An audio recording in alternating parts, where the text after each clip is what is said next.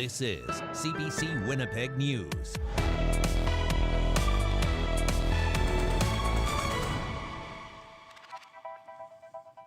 Good evening, thanks for joining us. It's invisible, odorless, and tasteless, and long-term radon exposure causes cancer. It's why thousands of people have been waiting to get a free testing kit from the city, but the program that offers it is wrapping up today. People who waited in the queue for months now have to sit tight until next fall to possibly get the devices. The CBC's Santiago Arias Orozco reports. Anything can be. This is what screening for radon looks like. Health Canada says the radioactive gas is the leading cause of lung cancer in non-smokers. That's why Winnipeg rented testing kits like this. Brian Itzkovich wanted in. So I put the reservation in about 6 months ago and nothing since. Starting in November, you could go to any city library and, like a book, you could borrow a kit for free. Itzkovich was told it would be about 3 weeks before he could get one. That was months ago. There's over 2,000 people waiting for a radon kit right now. Including me, somewhere in there. Radon can be in any home. It's naturally released from the soil, worse in winter because houses are sealed, and the warmer air inside pulls radon. Winter is the best time to test, but Itzkovich missed the window. So did St. James resident Scott Watson. To kind of have this potential risk just kind of floating invisibly within the air and you can't, see or smell. Yeah, it's absolutely a concern. Around 190 screening kits were available to borrow. The city says 736 households got one, but at the start of this week, there were just over 2,600 customers still on a wait list. Councillor Vivian Santos was in charge of the program meant to spread awareness of the dangers of radon. She says the waitlist proves people got the message. A couple months ago, they brought in 60 more kits, tried to bring the wait list down, and obviously that was still didn't bring the wait list down, and there was still a demand for it. Back at the library, Itzkovich wants the program to continue because he says radon is not going away. This isn't a problem that's going away necessarily. It's a long-term issue, and our region is known for issues with radon, so it needs to be addressed properly. The free kits are part of a program wrapping up at the end of April. The city says it has no plans so far to expand the number of tests available when the service resumes in the fall, but those now on the wait list won't lose their place in line. Santiago Arias Orozco, CBC News, Winnipeg. Well, you may have noticed a spike at the pump. Some Winnipeggers are already seeing those higher prices and perhaps shopping around for the cheapest option. It's something Premier Wabkanu says the province is paying attention to. Still, he isn't saying whether it will lead to another gas tax holiday. The CBC's Alana Cole reports. At this Winnipeg Domo, a steady stream of cars looking to gas up, where the price was $1.62.9, lower than the price CBC saw at several other gas stations Thursday morning. Obviously, everyone would want it to be a lot lower, but I don't think it's beyond our control with the situation in Iran. So there's not much as a driver or citizen we can do about it. I do Uber as my second job, like part-time job. So definitely I fuel up every second or third day, and my monthly expense was around $250. Right now it's jumped up to $500. Gas Buddy's online numbers show the average price in Winnipeg is up more than 20 cents from April 22nd to April 30th.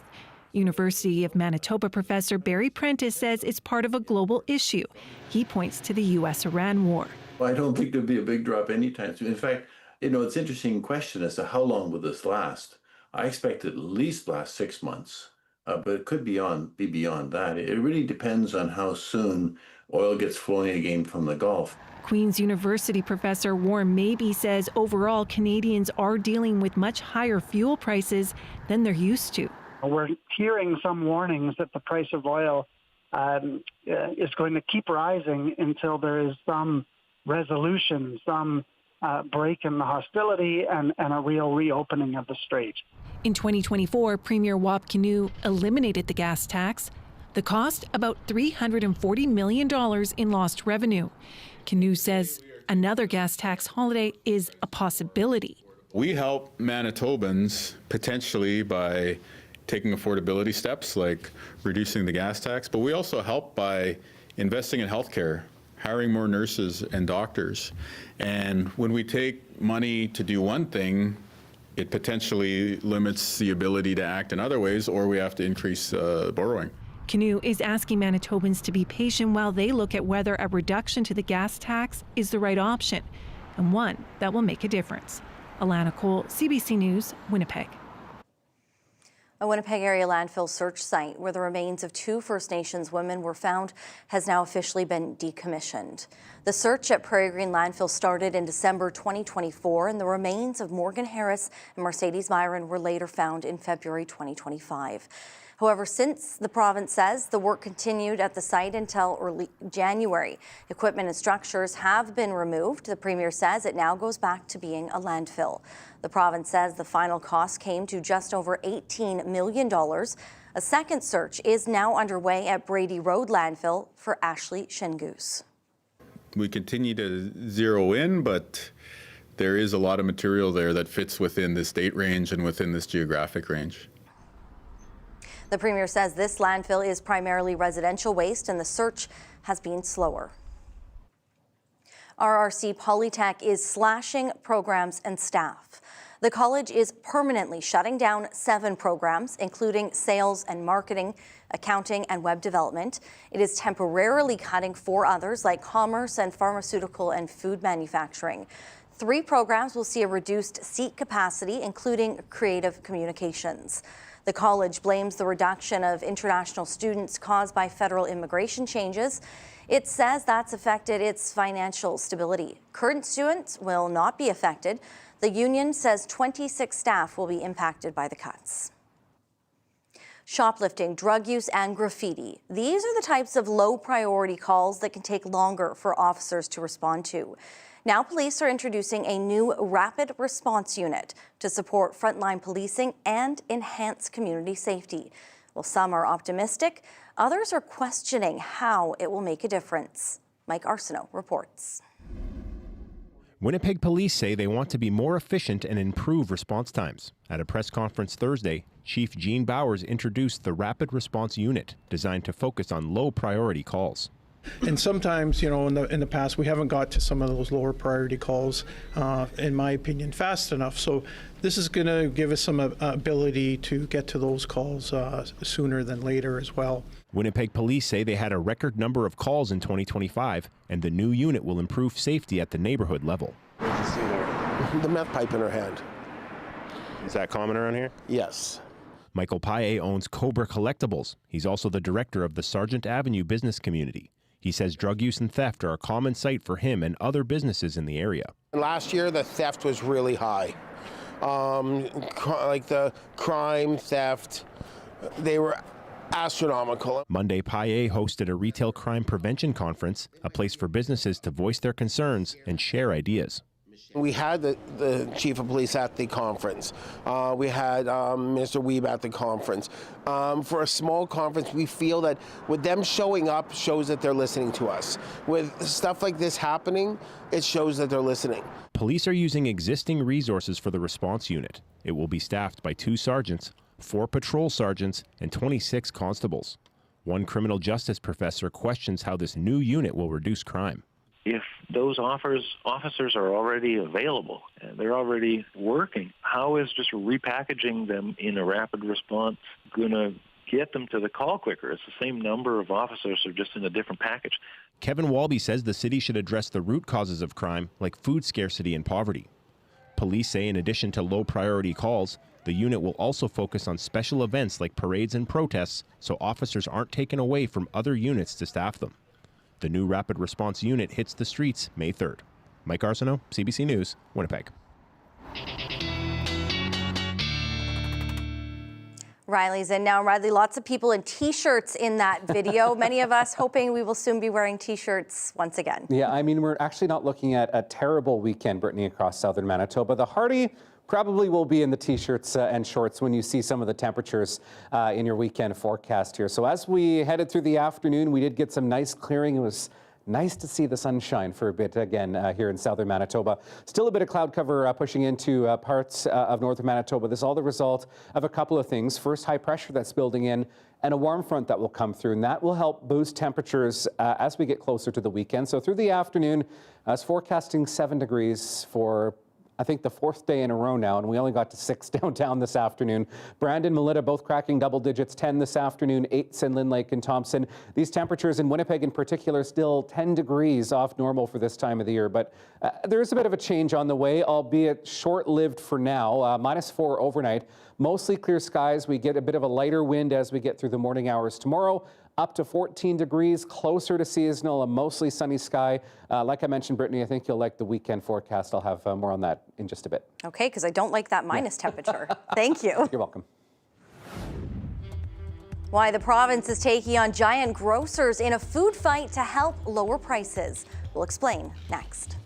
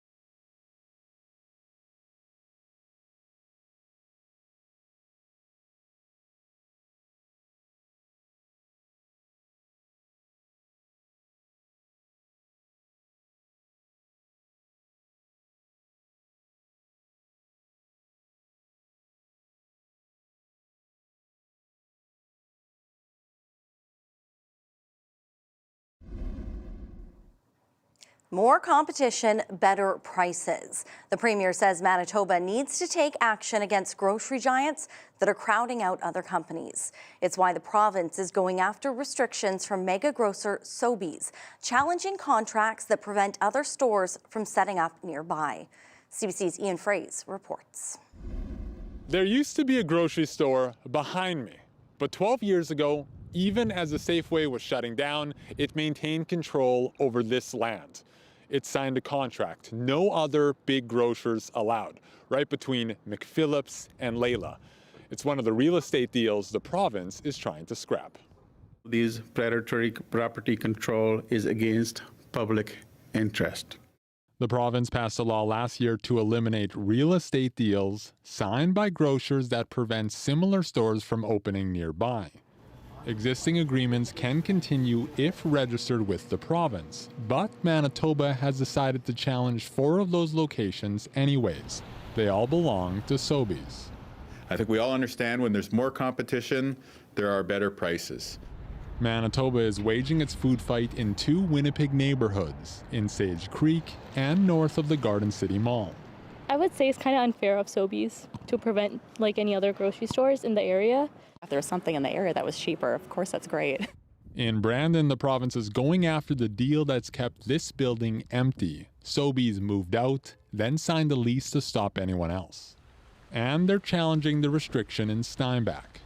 If Manitoba is successful, this lawyer doesn't expect food prices to suddenly fall.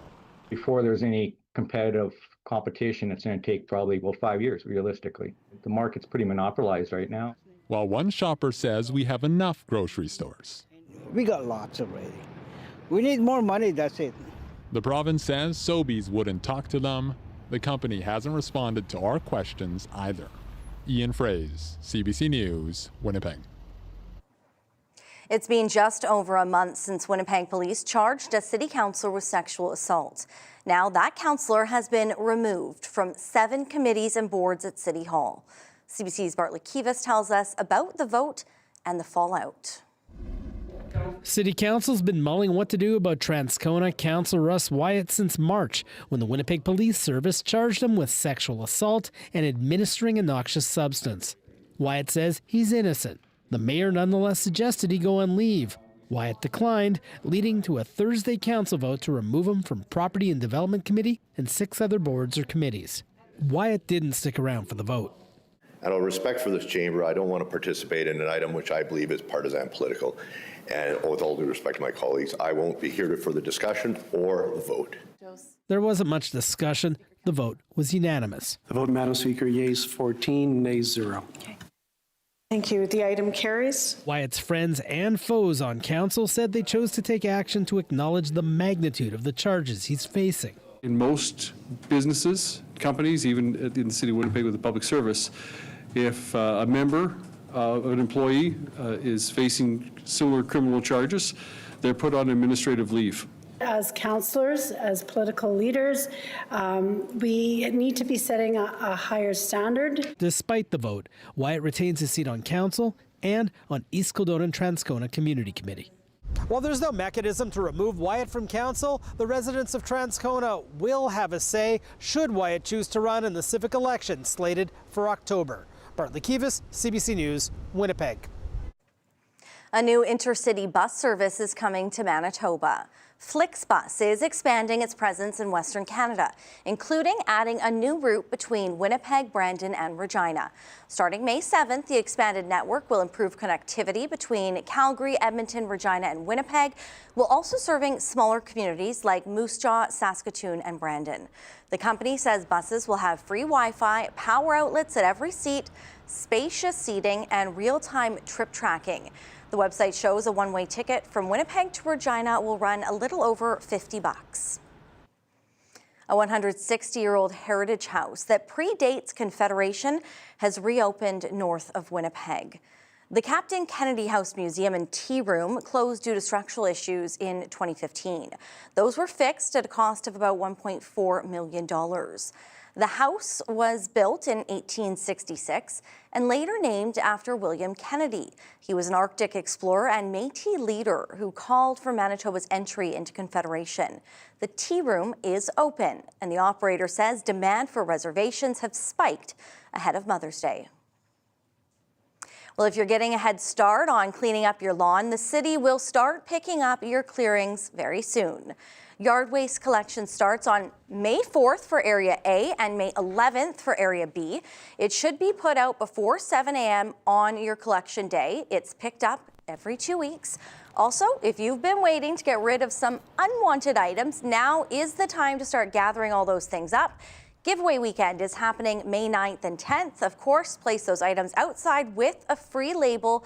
Leftover items must be removed from the curb Sunday evening.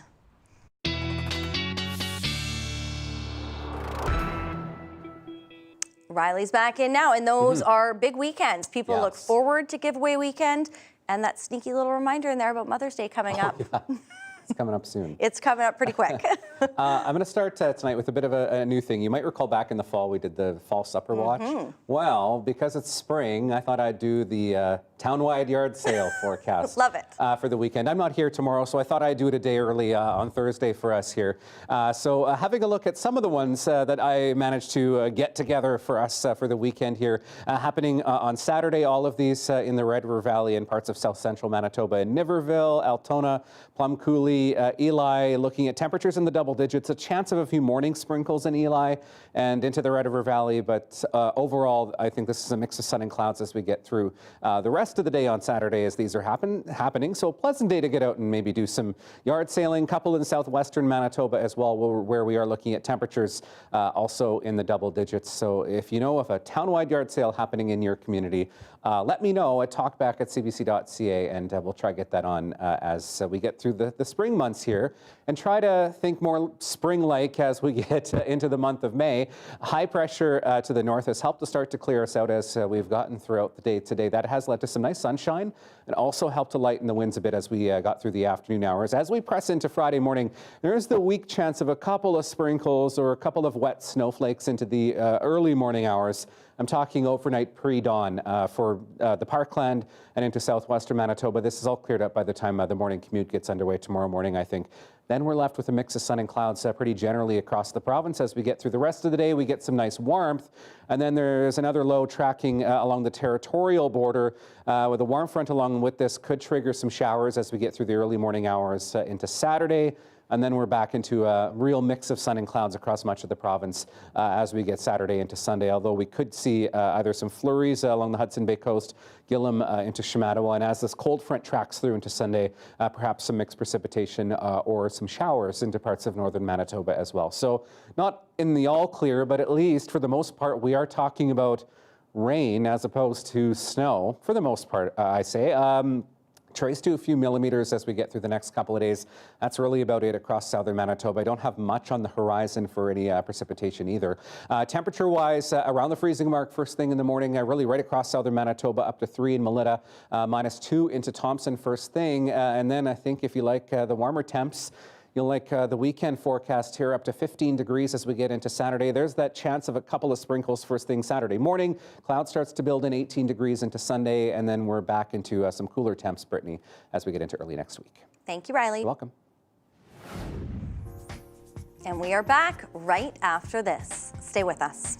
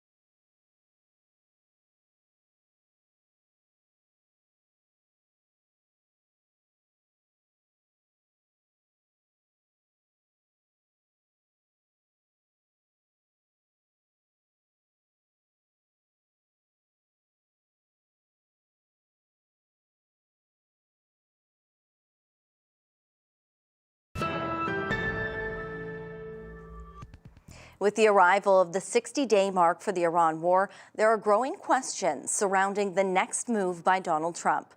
Could the U.S. president order a new round of bombing or try to extend the ceasefire? Either way, Iran's supreme leader has made it clear where his country stands. He's issued a defiant statement. The CBC's Tom Perry has details on that and more from Jerusalem. We still haven't seen or heard Iran's supreme leader, Mojtaba Khamenei, but we have now got another written statement from him.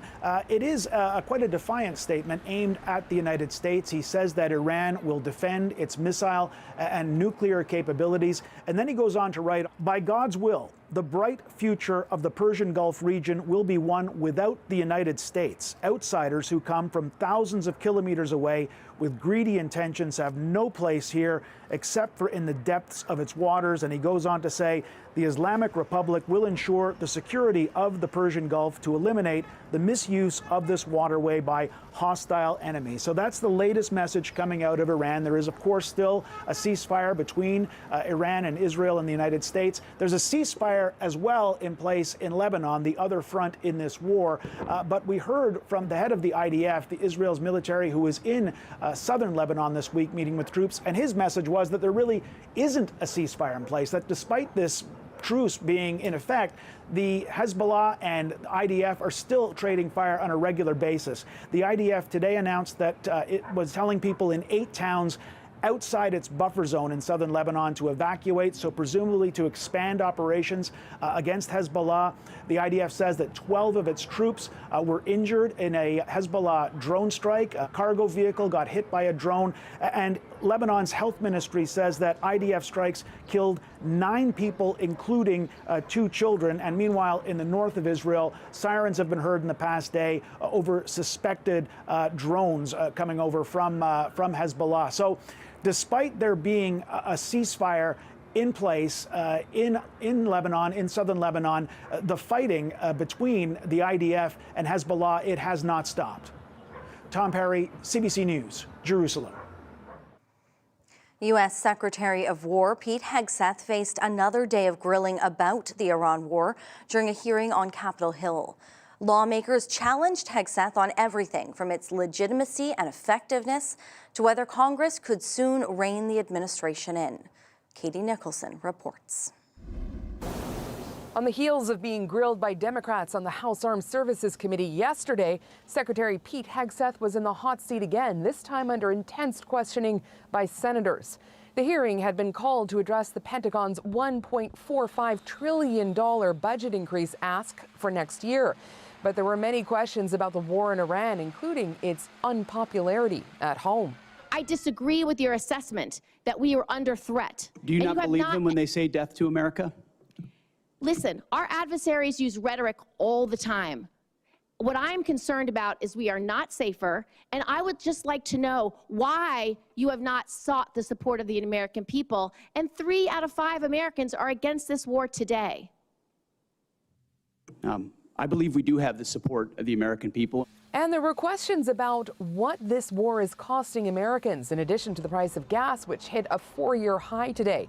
The Pentagon says it is costing taxpayers $25 billion, but Senator Richard Blumenthal questioned that given the damaged military infrastructure in the region and the roughly 400 casualties reported so far. And I think $25 billion is probably less than half, maybe less than a quarter of the total cost of war.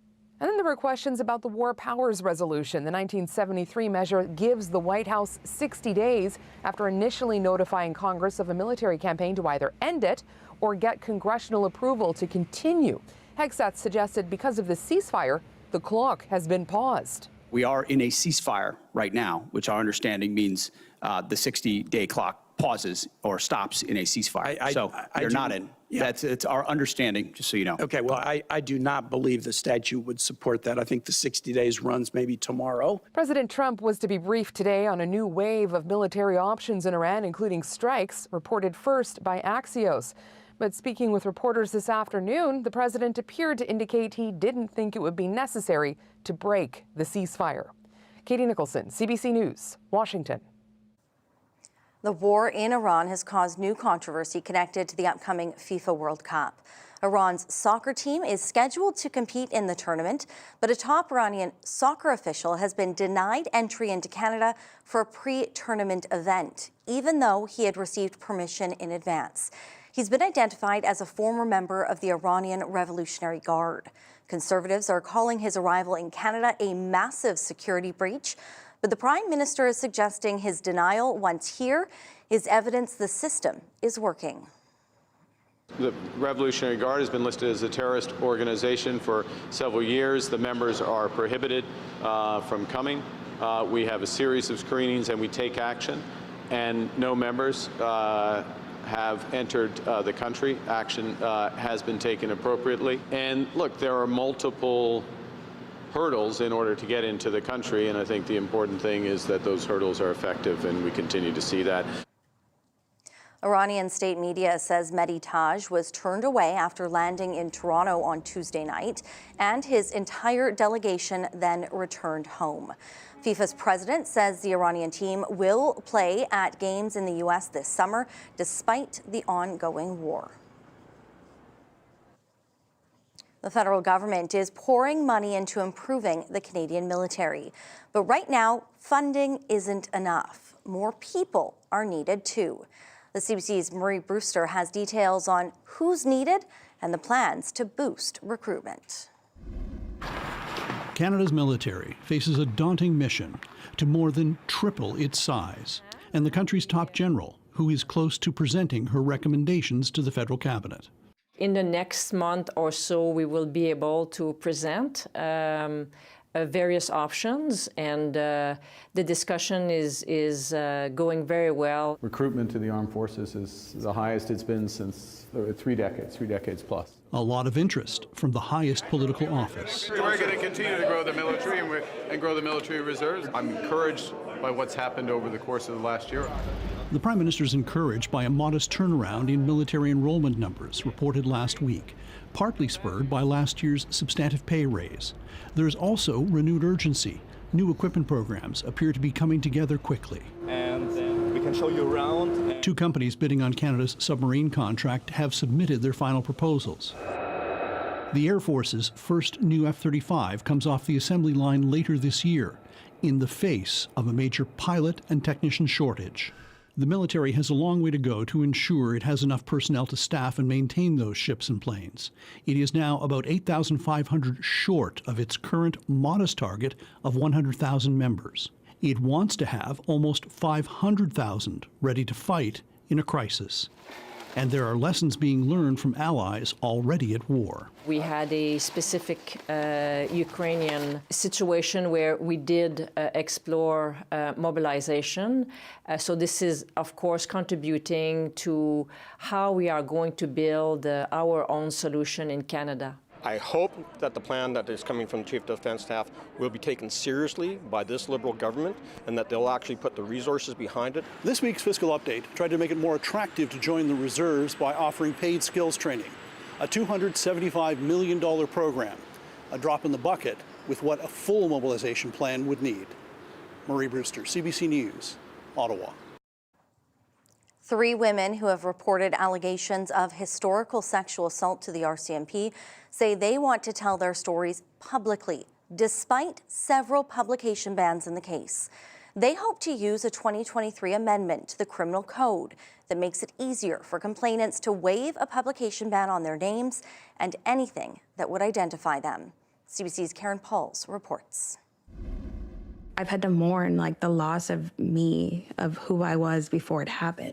When Jessica Baker stepped forward as the woman Headley frontman Jacob Hogard was convicted of sexually assaulting, she did so under the protection of 2023 amendments to the criminal code that made it easier for complainants to waive publication bans on their identities. Morel Andrews was one of the women who fought for those changes. If speaking out publicly and being loud and demanding change is what feels right, then all the power to them. For those who may wish to retain their publication bans, I think that's also the right choice. What's important is that people have the choice to make the decision that's right for them. Now, that right is coming into play in a case in the Iqaluit court. 3 women, complainants in a case in which the same man is charged with multiple counts of sexual assault over decades, say they want the publication bans on their names lifted. I am not ashamed for what someone did to me. It's not mine to carry, but theirs. I'm not ashamed of my story or what happened to me.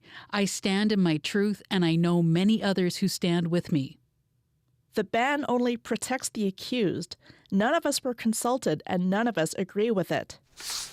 The complainants are being supported by the Amautit Nunavut Inuit Women's Association. Many of these victims came out many years later, which means that a lot of what they're feeling has been suppressed, and they've been living in the shadow of this situation for so long that to continue to allow their names not being public is another way of silencing them. Morale Andrews adds whether or not to revoke a publication ban is not a one-time decision. You might go through the court process and want to retain your publication ban, and then maybe 10 years later you say, you know what, actually I'm ready to talk about this. Everyone can knock on the Crown Attorney's door based on this law and say, okay, I'm ready, I want it removed. One of the challenges of this case, no crown has been assigned to it yet, partly over concerns of conflict of interest in a small legal community. Meanwhile, the matter will be back in court in Iqaluit on Friday. Karen Pauls, CBC News, Winnipeg. Blocking kids from social media. It's Manitoba's new plan, but can it work? We look at what's happening in one country that's trying. We'll have that next.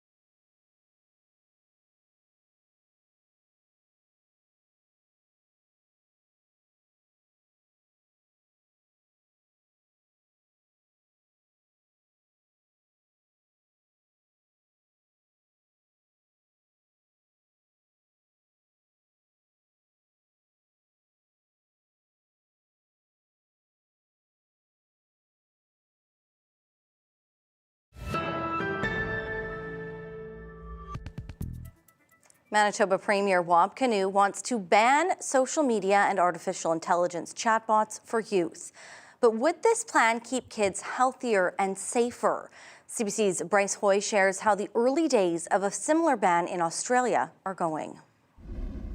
Manitoba's Premier has officially hit the dislike button on kids and social media. I'm talking about social media. You're doing those very, very awful things to kids, all in the names of a few likes. But will a ban on social media and AI chatbots actually achieve the goal of protecting children from awful things? This neuroscience expert who studied the impact of social media on young people says a ban could mitigate harm. They are not neutral, that they can have effects on the developing brain, on attention, on learning and memory, mental health.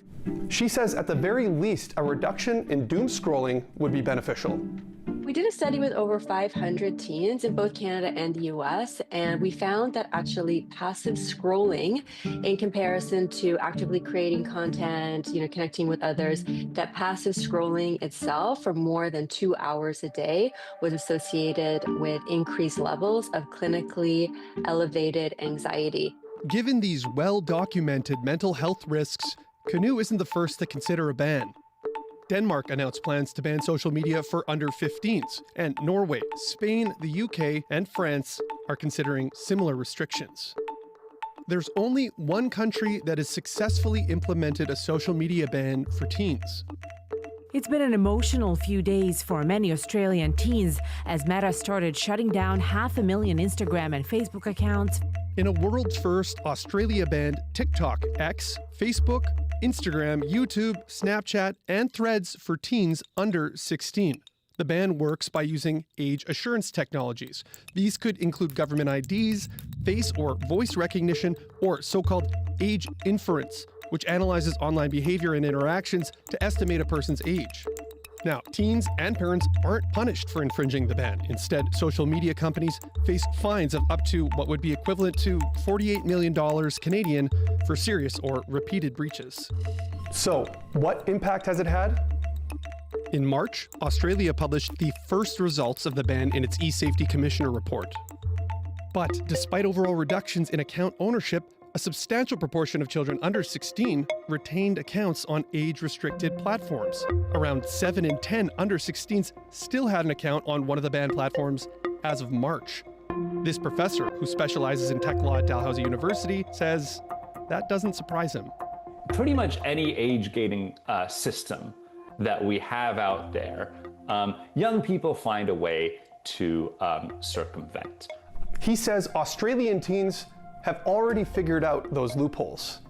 Whether it's through VPN use, by which is a technology which allows web users to disguise their origin to make it seem like they're connecting from a space that doesn't have age verification rules in place, or whether it's by piggybacking off an account from a family member, or using a parent or some other older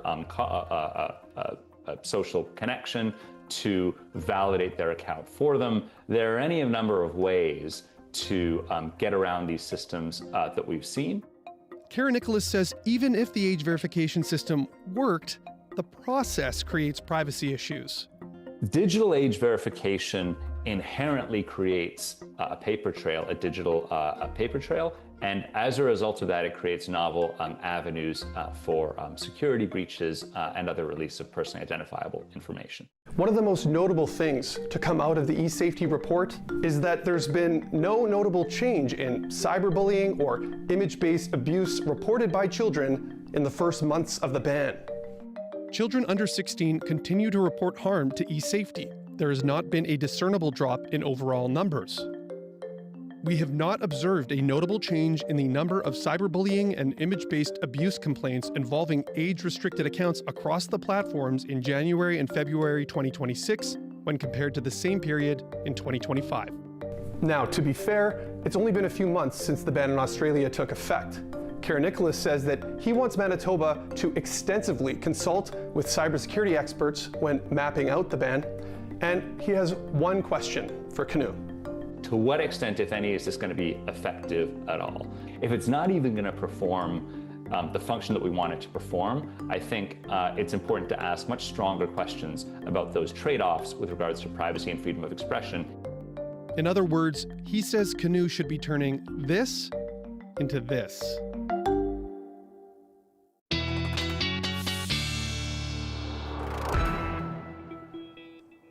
Riley's back in now. And Riley, I got outside today. I went for a walk, and my goodness, it was so nice to see some sunshine. We're putting the walking pad away. Yes, the walking pad, the winter walking pad is away. We are back to outdoor walking.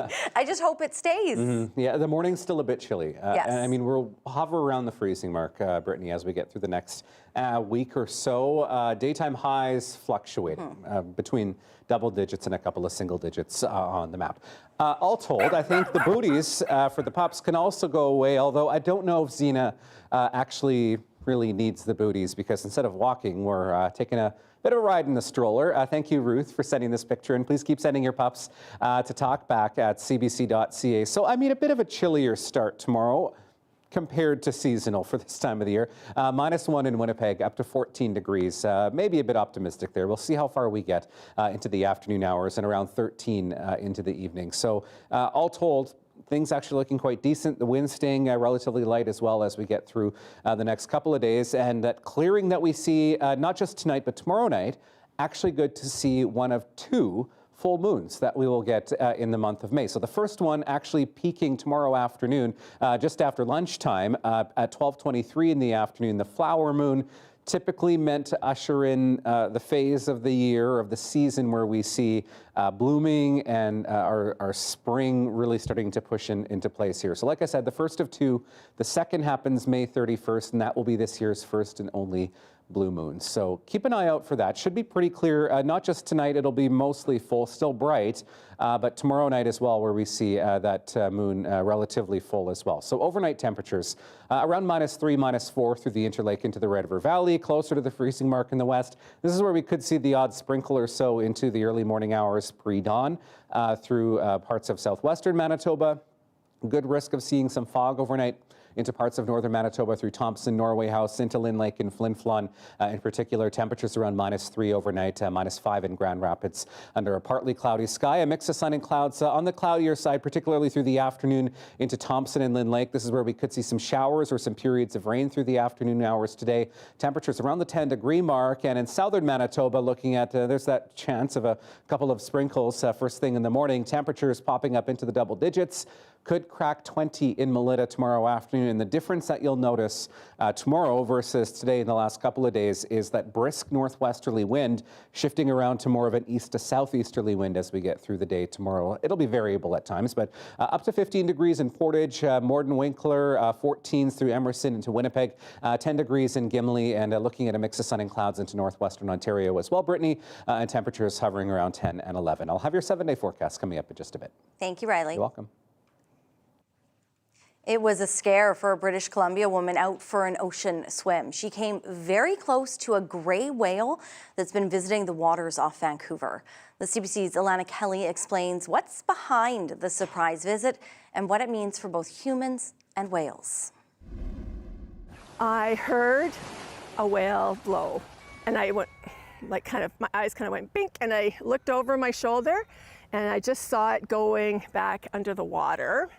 So I swam away from it. To her surprise, a gray whale was swimming right beside her. It was extremely close, like I would say 15 feet away.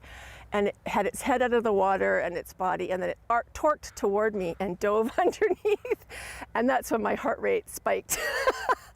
And I tried to just calm down, and I thought, I'll just swim slowly. So why is this gray whale in Vancouver, and why is it swimming so close to the shore? These animals will stop and forage. They feed on amphipods, ghost shrimp and other critters. They're benthic feeders. And I know the footage of this animal, you can see plumes of sediment, so it's actively foraging. But they get in really shallow water, and they often look like they're in distress. This gray whale appears to be healthy, which hasn't been the case recently for these whales. 5 gray whales have washed up dead off the west coast of Vancouver Island. And it's not just happening in Canada. More than 24 gray whales have been found dead in American waters off the west coast. And the reason? Well, they're not getting enough food in their feeding grounds in the Arctic.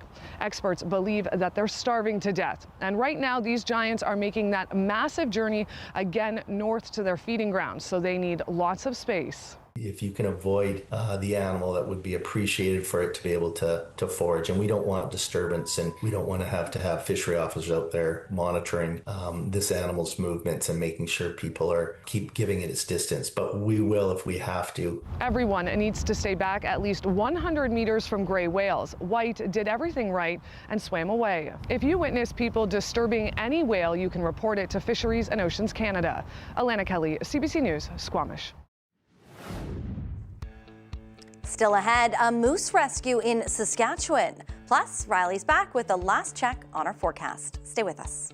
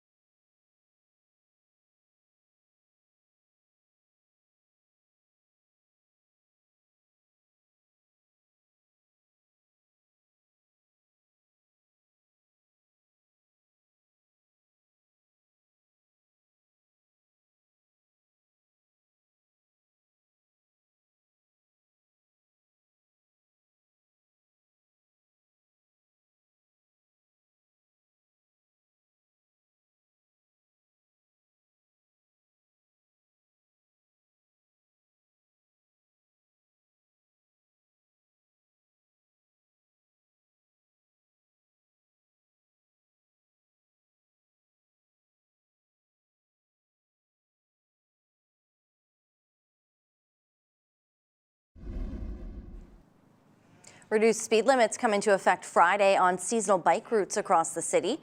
The speed reduction to either 30 or 40 kilometers per hour will be in place 24/7 from the time signs are installed through till mid-October. The city says turn requirements will be added following spring cleanup operations and will be in place throughout the summer.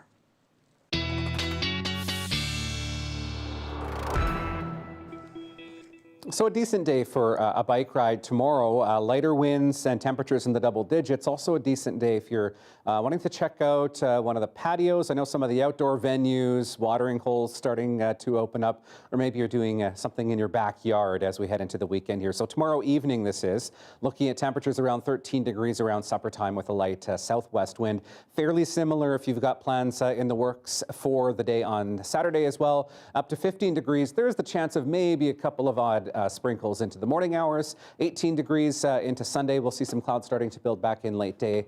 That brings with it a slim chance of showers as we head into Monday. And then a little bit cooler through the middle of the week, 7s and 9s into Tuesday and Wednesday, and a mix of sun and clouds, and 15 once again by the time we get to Thursday. A Saskatchewan tow truck driver made a unique rescue last weekend, but it wasn't a stranded driver he helped out. This time, it was a moose who needed the saving. And this is the second moose rescue story we brought you just in the last week. But this time, that tow truck came in very handy. Here's your Daily Lift.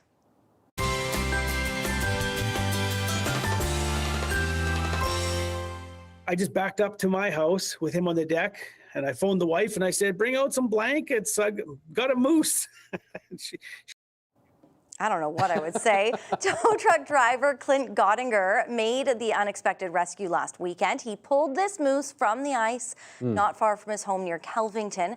Afterwards, he took the animal back to his place and let it rest under some blankets. And it even let Gottinger scratch its ears at the same time. The moose eventually regained its strength and wandered its way off. Gottinger has named the moose Rebel after the name of his tow truck company. Very cute. Well, I don't suggest touching the animal. No, it's a happy ending, though. It is a happy ending. Got up and went on its day. It is. And NHL playoffs continue. That means that tomorrow night you won't find us here on television, but we will still be here. You'll just find us wherever you watch us streaming. YouTube, of course. We'd love to catch you there. Otherwise, have a great weekend. Riley, who will not be here tomorrow. Tomorrow, I will see you. Have a wonderful night.